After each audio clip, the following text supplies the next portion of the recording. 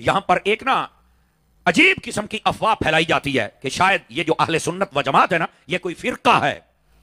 شاید یہ افواہ کسی نے پھیلائی ہے یا پھیلائیں گے یا پھیلا رہے ہیں یا کسی کے ذہن میں ہو, اور یہ لائیو بھی چل رہا ہے, دنیا دیکھ رہی ہے, آپ بھی غور کریں کہ اہل سنت شاید کوئی فرقہ ہے. نہیں بھائی, ہم فرقہ نہیں ہیں. آپ کہیں گے کیوں؟ میں نے کہا ہم اہل سنت و جماعت ہیں, ہم تو جماعت ہیں. فرقہ جو ہے اس سے پوچھ کے تو فرقہ ہے, ہم تو فرقہ نہیں, ہم تو جماعت ہیں. بات سمجھ آئی نا آپ حضرات کو؟ یہ کنفیوژن دور کیجئے بھائی جان, ہم فرقہ نہیں ہیں. اور ویسے بھی آقا کریم نے فرمایا میری امت کے 73 بنے گے, ایک جنت میں جائے گا. پوچھا گیا کون سا ہے؟ فرمایا وہ جو میرے اور میرے صحابہ کے طریقے پر ہے. اور میں ذمہ داری سے کہہ رہا ہوں, کسی بندے کا جی چاہے جہاں جی چاہے میدان لگا لے, ہم بتائیں گے کہ اہل سنت و جماعت ہی ہیں کہ جن کا وہی طریقہ ہے جو مصطفیٰ کا تھا, جو صحابہ اور اہل بیت کا تھا. یہ میں سچی بات, اب جہاں جی چاہے وہ میدان لگا لے. اور باقی جتنے لوگ ہیں وہ اپنا تعارف کرائیں, تم کون ہو, ہمیں تو ضرورت نہیں. ہم جماعت ہیں, ہم فرقہ نہیں ہیں. فرقے کا معنی ہوتا ہے فرق کرنا, جدا, کٹ جانا, الگ ہو جانا. تو یہ جتنے لوگ الگ ہو گئے نا اہل سنت سے, کئیوں نے صرف صحابہ کرام کا دامن پکڑا اور اہل بیت کو چھوڑ دیا, اور کئیوں نے صرف اہل بیت کو پکڑا اور صحابہ کا دامن چھوڑ دیا, اور کئیوں نے نبی پاک کا نام تو لیا لیکن ساتھ میں آ کے اللہ کے ولیوں کے اوپر باتیں کرنا شروع کر. اور بھائی جان تم سبھی اپنی اصلاح کرو, اور ابھی سانسیں چل رہی ہے, اصلاح کر لو, اس میں فائدہ ہے. اور یہ جو باتیں ہو رہی ہیں ان کو ذرا ان کانوں سے سنتے ہو جو سر کے اوپر ہے, ذرا دل کے کانوں سے بھی سنو حضرت, تاکہ مسئلہ حل ہو جائے. اور وہ مسئلہ یہ ہے کہ نبی پاک صلی اللہ علیہ وآلہ وسلم آپ کے طریقے پر جو اہل سنت و جماعت ہے اس کے اندر آ جاؤ, ورنہ اس کے علاوہ جب ہٹ جاؤ گے تو فرقہ بن جاؤ گے. بات یہ ہے میرے عزیز, اہل سنت و جماعت اس کا حسن یہ ہے, توجہ فرمائیے گا, اس کے دامن میں جہاں اللہ کی توحید کا فیضان ہے وہیں میرے مصطفیٰ کی رسالت کا فیضان بھی ہے. اب سمجھتے چلے آئیے کہ اہل سنت و جماعت سچے ہیں, اور یہی ہے. وجہ کیا ہے؟ پہلی بات اللہ کی توحید کا فیضان, دوسری بات میرے مصطفیٰ کی رسالت کا فیضان, اور تیسری بات تمام صحابہ کرام کی نگاہ بھی اگر ہے تو وہ اہل سنت پہ ہے. چونکہ یہ اہل سنت ہے جو نعرہ لگاتے ہیں ہر صحابی نبی, یہ اہل سنت کا نعرہ ہے. اب صحابہ کرام میں سے بھی لوگوں نے اپنی من پسند کی شخصیات کو چنا ہوا ہے نا, بس یہ ہیں صحابی اور ہم ان کو مانتے ہیں. تو کون ہے ماننے نہ ماننے والا؟ جن کو قرآن نے مان لیا ہے, ان کو کوئی نہ بھی مانے تو ہم تمہیں کیا سمجھتے ہیں؟ بات تو قرآن کی اور رحمان کی چلے گی نا. تو کہنے کا مقصد یہ ہے ہمارے پاس صحابہ کرام اور تمام کے تمام صحابہ کرام یہ اہل سنت ان کے دامن میں ہیں. اور پھر صرف یہاں تک بات نہیں ہے, نبی پاک کی اہل بیت, نبی پاک کا گھرانہ اہل سنت کے پاس جہاں تمام صحابہ کے فیضان ہیں وہیں پر تمام اہل بیت کا بھی فیضان موجود ہے. ہم جب اہل بیت کو مانتے ہیں نا تو 2 4 5 10 11 12 14 15 پہ ہم بریکیں نہیں لگاتے. یہ پتہ نہیں لوگوں کا یہاں میٹیریل کیوں ختم ہو جاتا ہے, کیوں ان کی منزل مقصود آ جاتی ہے. جبکہ سیدی و سندی اعلی حضرت امام احمد رضا خان علیہ رحمت الرحمان, آپ سے جب پوچھا گیا تو آپ نے ایک شعر کی صورت میں اس ساری بات کا جواب دیا کہ آل رسول کو کیسے ماننا ہے. فرمایا پھر 2 4 10 12 نہیں نا, آل تو ساری آل ہے.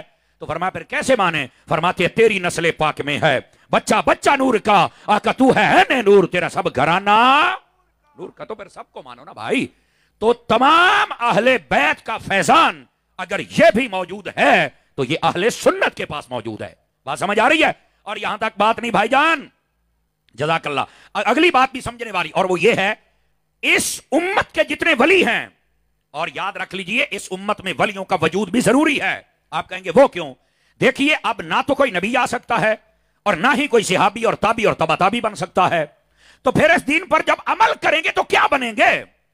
ظاہر سی بات ہے جب کوئی دین پر عمل کرے گا, ایک ہوتا ہے صرف تبصرے کرنا, تبصرے کرنے والے بہت ہیں. آج سوشل میڈیا بھرا پڑا ہے دین پر تبصرے کرنے والوں کا.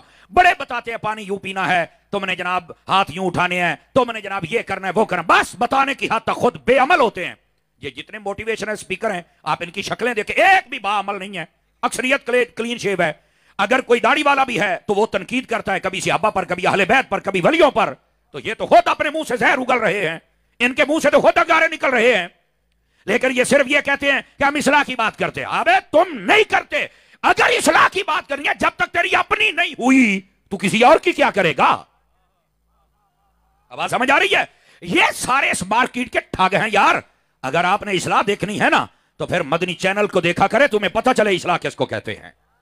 میرے عزیز یہ اصلاح ہوتی ہے۔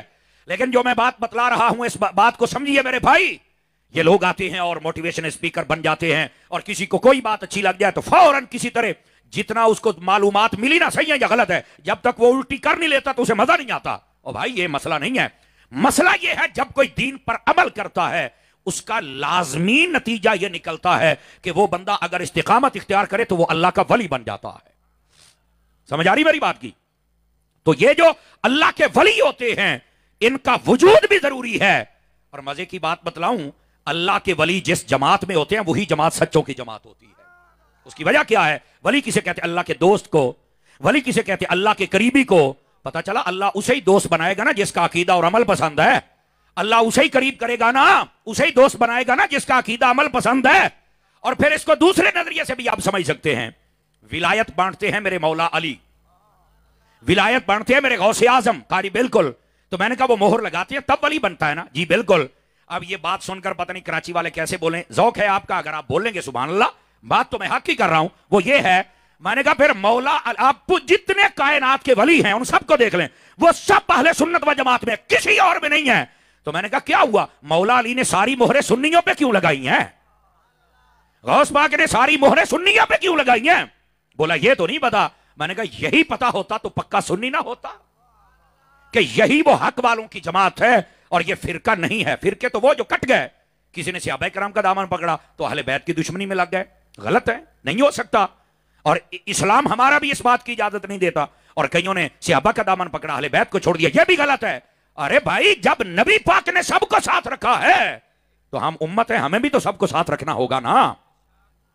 تو قرآن مجید برہان رشید نے اس مسئلے کو تو یہاں حل کر دیا، اور یہی بات میں نے بتلائی کہ ہم فرقہ نہیں، ہم جماعت ہیں۔ جو فرقہ ہے وہ اپنی اصلاح کرے، ہمیں بالکل پکا یقین ہے کہ ہم فرقے نہیں، ہم جدا نہیں، ہم الگ نہیں، ہمارے نظریات کٹے ہوئے نہیں۔ مجھ سے لے کر میرے نبی تک جو عقیدوں کا تسلسل ہے اس کا شجرہ ہم تمہیں دکھا سکتے ہیں۔ الحمدللہ ہمیں تو کوئی کسی قسم کا فکر نہیں ہے کہ ہم نے کہیں سے اپنا راستہ بدلا ہے یا ٹریک بدلا ہے یا اپنی سوچ بدلی ہے، ہم نے نہیں بدلی، نہ ہمارے بزرگوں نے ہمیں بدلنے دی ہے۔ سمجھ آئی نا؟ یہ جو جتنے نئے بندے آتے ہیں، نہیں جی مجھے پتا چل گیا تو میں علمی کتابی تو میں فلانا ٹمکانا، میں تو کسی بزرگ کو نہیں مانتا۔ تو میں نے کہا یہ جو کتابیں ہیں یہ تیرے ابا جی نے تو نہیں لکھی، یہ بھی تو ہمارے بزرگوں کی لکھی ہوئی ہے نا۔ تو پھر ان کو بھی نہ پڑھ، نہ پتہ چلے تیرے پاس کوئی کالا علم ہے جس کی وجہ سے تو ساری باتیں جانتا ہے۔ ایسے ہی بک بک کرتے، اور ہماری قوم کے لوگ ہیں کہ بس ایسے ہی کلو جدید لذیذ کے تحت پیچھے بھاگ نکلتے ہیں، فائدہ ہی کوئی نہیں۔ اب جو میں نے بات سمجھائی آپ سب کو سمجھ آ گئی حضرات؟ اگر آ گئی ہے تو آگے چلیے۔ فرمایا اہدنا الصراط المستقیم، یا اللہ میں سیدھے راستے پر چلنے کی توفیق عطا فرما۔ اور اس کی تشریح کیا تھی وہ میں نے آپ کے سامنے عرض کر دی۔